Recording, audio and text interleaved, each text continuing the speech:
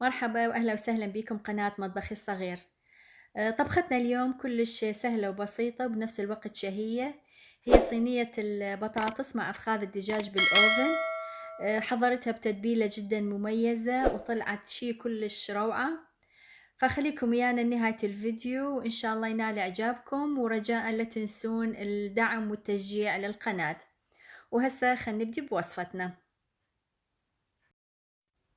هنا عندنا كمية من أفخاذ الدجاج، كميات حسب الرغبة طبعا. غسلتها بشكل جيد وهسه راح أنشفها بقطعة من ورق المطبخ حتى نتخلص من السوائل اللي تكون موجودة. لأنه إذا كانت بيها سوائل هواية بعدين من راح أتبلها التتبيلة كلها راح تنزل، ما تظل متماسكة على قطع الدجاج. أنشفها بشكل جيد من الجهتين وبعدين راح أبدي بالتتبيل.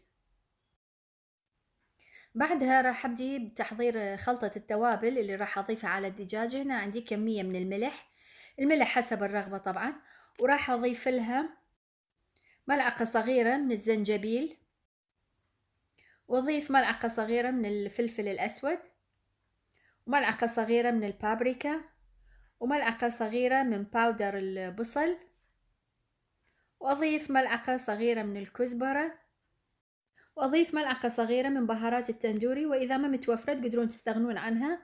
وضفت رشة صغيرة من الفلفل الأحمر الحار، وراح أضيف ملعقة صغيرة من الكركم. ها هي التوابل اللي راح أستخدمها، نخلطها بشكل جيد.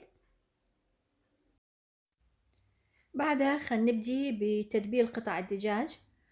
راح أضيف نص كمية التوابل والنص الثاني راح أتركه حتى أتبل بيه البطاطا.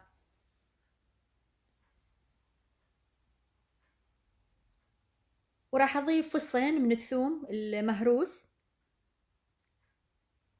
وأضيف عصير نص ليمونة،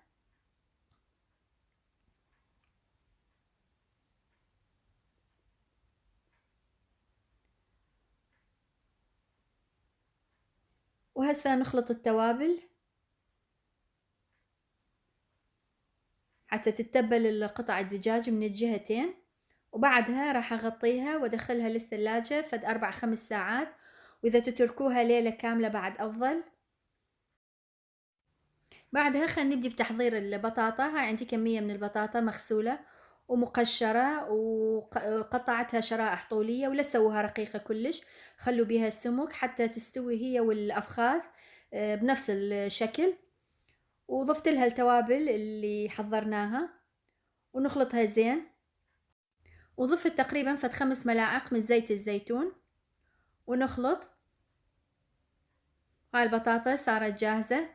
وهاي هنا حضرت صينية للفرن، خليت بيها قطعة من ورق البارشمنت أو تريدون ما تخلون مثل ما تحبون.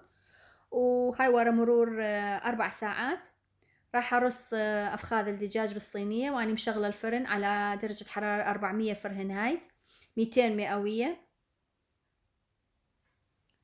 وننزل السوائل أو الحامض اللي ينبيها كل التوابل والثوم. وبعدها راح أضيف البطاطا.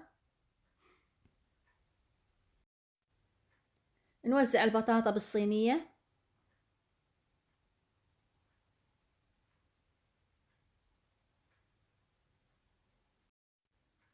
بعدها راح أوزع تقريبا 4 ملاعق من الزبدة على وجه الصينية. هاي تعطي طعم كلش طيب للدجاج والبوتيتا ورا ما تنشوي، خصوصا إذا كانت الزبدة من النوع الجيد وتعرفون يكون طعمها طيب. وبعدها راح أغلف الصينية بقطعة من ورق الفويل. هاي أول نص ساعة أخليه مغطى. بعدها أشيل الفويل وأترك الدجاج والبوتيتا تاخذ تحميرة.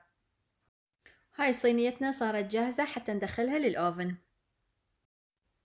وهاي بعد مرور نص ساعة راح أشيل الفويل وراح أدخلها مرة ثانية للأوفن فد نص ساعة اللخ إلى أن تستوي البوتيتا والدجاج بشكل كامل وتاخذ تحميرة. وهاي عيني صينية البوتيتا ويا الدجاج بالأوفن صارت جاهزة. أخذت لها بالفرن 1.25 ساعة واستوت بشكل كامل. طلعت كلش طرية، ما نشف الدجاج لأنه غطيناها أول نص ساعة فما نشف، استوت بشكل كامل، طلعت كلش طيبة وفعلا تتبيلة مميزة. هاي أطيب غدوية ويا شوية تمن أو ويا الخبز، تاكلوها بالعافية إن شاء الله. يلا عن وصلنا لنهاية فيديو اليوم، رجاء لا تنسون الاشتراك بالقناة والتشجيع بتعليق ولايك. شكرا جزيلا على المتابعة ومع السلامة.